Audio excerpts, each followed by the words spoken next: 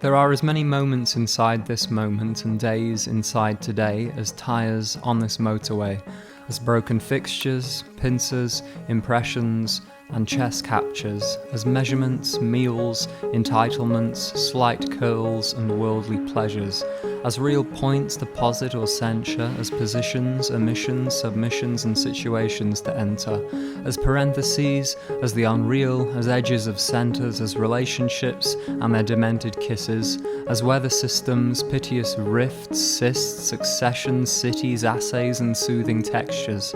Our moving pictures cook like clay and cleave and cease. We approve the reprieve in which to ripple or smooth the lake's liquid, to buy or bid for time or peace, to say one's piece and have one's say and one's peace, but we slip like grease through its nylon mitten, and the ICC's pylons, smitten with coinage, emulsify these and other options under the merry, the smothered, early, late January sun.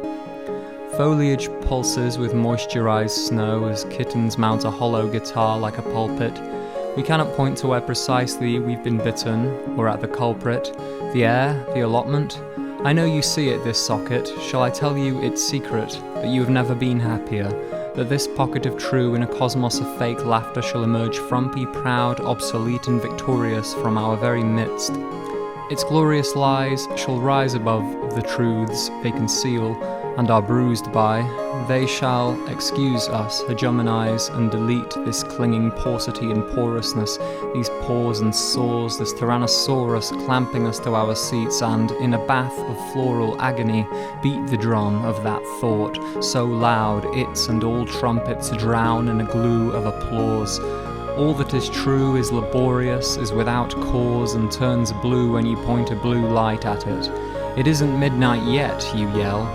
A feather of conceptual bauxite shrivels in its chalk shell and shovels us to a madrigal of weevils, squeaks and bells into the river as it from it leaks.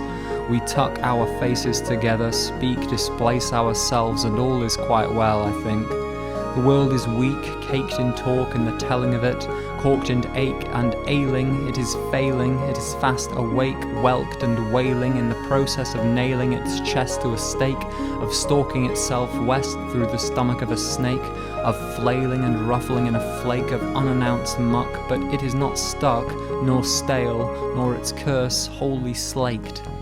I took the Holy Grail and used it as an ordinary grail, for which I and my entrails were upbraided.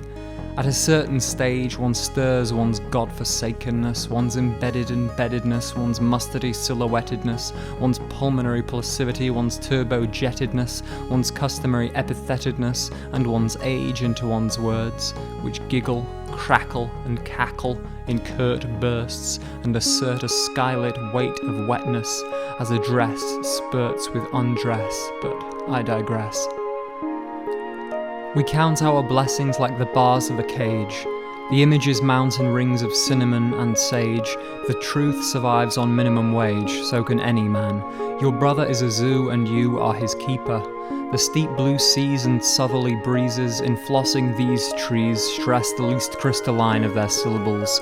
If by chance you were pulled into this trance of mine, promise to fulfill its promises in a foam of ocean brine, in flames of wine and whalebone, in pails of eel water, cloned cells and wild quail song ascending in cones of sense-making, as soiled, as fundamentally wrong as our calling them that.